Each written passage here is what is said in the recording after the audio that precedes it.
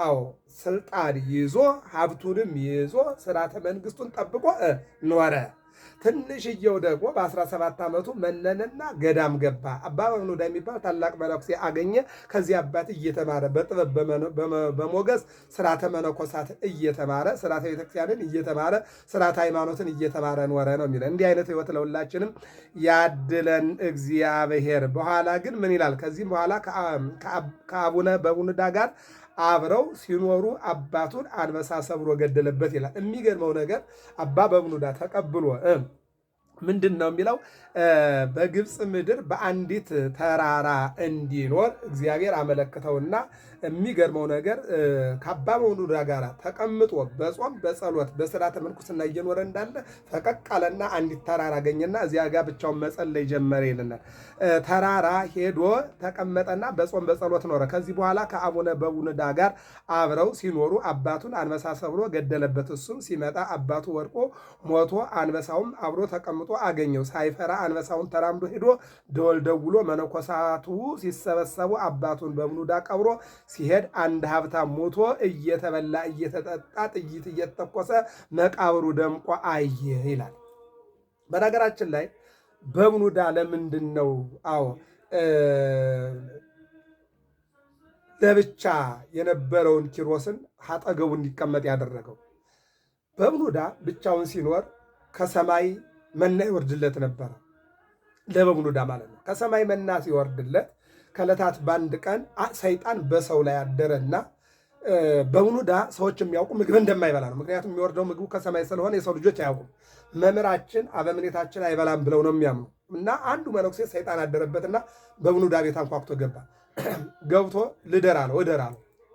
በኋላ ማታ ላይ ለሱ ይወርድለት የነበረውን ምግብ ለዚህ በሰይጣን ተልኮ ለመጣው መነኩሴ ሰጠው።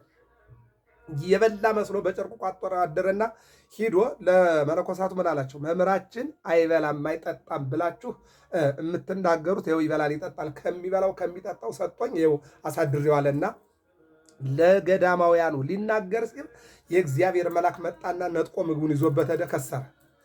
ከዚህ በኋላ ምግቡ ቀረበት ነው የሚለው። የማን? የበብኑዳ። ከየት የሚወርደው? ከሰማይ የሚወርደው ምግብ ቀረበት። ምግቡ ሲቀርበት አባ ኪሮስን እዚህ ጠብቀኛልና ምግብ ልመና ሄደ ነው። ምግብ ለምኖ ሲመጣ መንገድ ላይ አንበሳ ሰበረው ነው። እዚህ ላይ ነው እንግዲህ አንበሳ ሲሰብረው አባ ኪሮስ በመንፈስ ቅዱስ ታይቶ ሲሄድ አባቱ ወድቋል። መንፈሳዊ አባቱ ማለት ነው። የሥጋ አባቱን ቀብሮ ሀብት ተካፍሎ ለእኔ ቢጤ መጽውቶ ወደ ገዳም የገባው የተቀበሉት አባ በብኑዳ ናቸው። ያስተማሩት አባ በብኑዳ ናቸው። ያሳደጉት አባ በብኑዳ ናቸው። እንደገና ያመለኮሱት አባ በብኑዳ ናቸው። የገዳም ስርዓትንም ያሳዩት እሳቸው ናቸው። እነዚህ አባት ሞተዋል። ሙተው ሳለ አንበሳው ደግሞ ገሎ ዝም አላለም። እዚያው አጠገባቸው ቁጭ ብሏል። በዚህን ጊዜ ነው አባ ኪሮስ አንበሳውን ሳይፈራ ምንም ሳይል ምንድን ነው የሚለው? ተራመደና ወደ ገዳም ሄዶ ደወል ደወለና መነኮሳቱን ሰበሰበና የአባቱን አጽም ቀበረ ይልናል። የሚገርም ነገር ቀበረ ይላል። ከዚህ በኋላ ነው እንግዲህ አልፎ ተራምዶ ሲሄድ አንድ ሀብታም ሞቶ ተቀብሮ በጥይት በቃ እንትኑ አስከሬኑን የሚገርም ነገር ነው። ይሄ ሀብታም ቤተሰቡ ዘመዱ ጥይት እየተኮሰ ድግስ ደግሰው አያችሁ ሲያይን ድሃዎች ቀብሩታል። የድሃው አሟሟት አቀባበርም አያምርም፣ የባለጸጋው አሟሟት ግን ተመልከቱ አለና ይለናል። እስቲ ገድሉ ላይ ያለውን እንመልከት። የሚገርመው ነገር ምን ይላል? ደምቋየ ተገርሞ ጌታዬ አንተን የወደዱ ዓለምን የናቁ ኑሯቸውና ሞታቸው አያምርም። አየው፣ አንተን የወደዱ ዓለምን የናቁ ኑሯቸውና ሞታቸው አያምርም። ዓለምን የወደዱ አንተን የጠሉ ሞታቸውና ኑሯቸው ያምራል። አያችሁ፣ ወንጌል ምን ይላል? ሰው ዓለሙን ሁሉ ቢያተርፍ ነፍሱን ግን ማዳን ካልቻለ ምን ያደርጋል ይላል።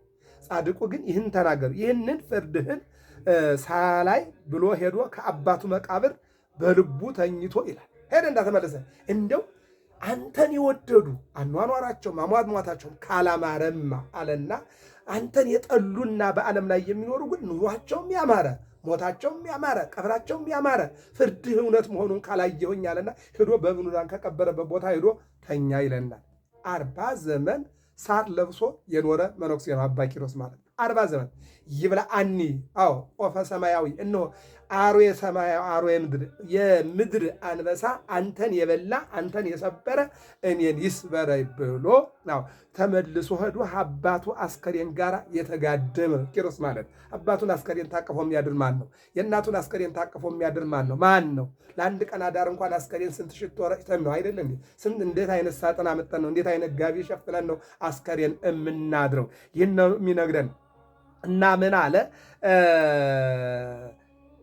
እግዚአብሔር ታሪክ እንዲገልጽለት ሄዶ ከአባቱ መቃብር በልቡ ተኝቶ ይህንን ታሪክ እንዲገልጽለት 40 ዘመን ተኛ። 33ቱን ዓመት ከአንገቱ በላይ እየተንቀሳቀሰ ነበር። 7ቱን ዓመት ግን ሳይንቀሳቀስ ከጀርባው ላይ ሳር ዘንባባ በቅሎበት 7 ዓመት ተቀመጠ። መላእክት መጠው ተነስ ቢሉት አዳም አባቴ የፍጡር ቃል ሰምቶ ወድቋል፣ ጌታዬ ድምፁን ያሰማኛል። እሱ ሳያሰማኝ የሰው ድምፅ ሰምቼ ከተኛውበት ከአባቴ ጎን አልነሳም ብሎ ብያለሁ። አዳምና ሔዋን የፍጡር ድምፅ ሰምተው ገነትን ያክል ቦታ እግዚአብሔርን ያክል ጌታ አጠዋል። አሁን እኔ 40 ዘመኔ ነው። በ40 ዘመኔ እግዚአብሔር ድምፁን ካላሰማኝ ፍርዱንም ካላሳየኝ የእሱን ድምፅ ካልሰማኝ አልነሳም አለና የመላእክትን ጥያቄ ወይም ደግሞ መልእክት እምቢ አላቸው ይለናል። በኋላ ግን ኪሩቤል አንስተው ወስደው ገነትን አሳይተው መልሰውታል። ጌታችንም ቃል ኪዳን ሰጥቶታል። መካኖች እዚህ ላይ ነው እንግዲህ መካኖች ልጅ የሌላቸው ገድሉን አዝለው ቢያለቅሱ ጸበሉን ቢጠጡ ታቦቱ የተጎናጸፈበትን መጎናጸፊያ ቢለብሱ ቢነኩ ቢታሹ የመካኒቱን ማኅፀን እከፍታለሁ የሚሞትባትንም እንዳይሞት አደርጋለሁ በንጽሕ ገንዘቡ ቂምና በቀል ሳይዝ በሕግ በሥጋና በደሙ የጸና ሰው በስምህ በተሠራው ቤተክርስቲያን ጧፍ ዘይት ያበራና መገበሪያ ያበራና መገበሪያ ያመጣውን ያለምንም ምክንያት ልጅ እሰጠዋለሁ ብሎ እግዚአብሔር ቃል ገባለን። ክብርና ምስጋና ለመድኃኒዓለም። ገድለ ቅዱስ አባ ኪሮስን ተመልከቱት። ገድለ አባ ቅዱስ ኪሮስ እሱን ነው እያነበብኩላችሁ ያለ። ይቀጥልና ጌታ ቃል ኪዳን ገብቶለታል። ከዚህም በኋላ በተወለደ በ270 ዓመቱ ሐምሌ 8 ቀን አርፏል። በስሙ ብዙ አብያተ ክርስቲያናት ተሰርተዋል። እወለ እኩይ በእምነቶሙ በእምነታቸው ክፉን አሸነፉት። አባ ኪሮስ በእምነት እነሆ አንበሳውን አሸነፈው። አባ በሙኑዳም በእምነታቸው ሰይጣንን አሸንፈውታል። እኔም እናንተም ሰማዕታት በእምነታቸው አሸንፈውታል። ጻድቃን በእምነታቸው አሸንፈውታል። ደናግል መነኮሳት በእምነታቸው አሸንፈውታል። ምን ይላል ቅዱስ ያሬድ? አድኅነነ ለስምከ ንገኒ ለዓለም ለስምህ እንገዛለንና አድነን። ለስሙ እንድንገዛ እግዚአብሔር ይርዳን።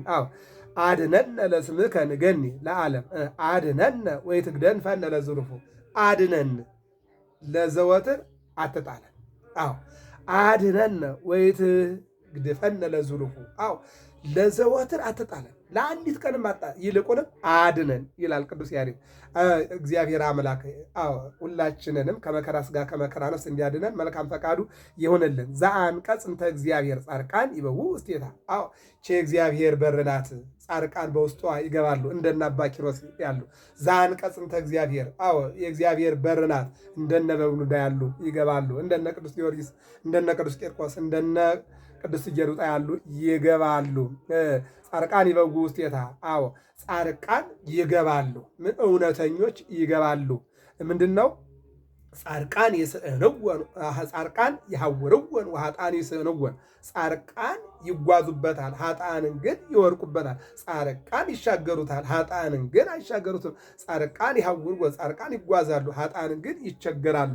ጾም ጸሎት ለኃጥአን ከባድ ነው። ጾም ጸሎት ለጻድቃን ሕይወት ነው። መመጽወት ለኃጥአን ከባድ ነው። ለጻድቃን መመጽወት ክብር ነው። እግዚአብሔርን መፍራት ለጻድቃን ክብር ነው፣ ለኃጥአን ሐሳር ነው። ወደ እግዚአብሔር መምጣት ለኃጥአን ውድቀት ነው፣ ለጻድቃን ደግሞ ትንሣኤ ነው።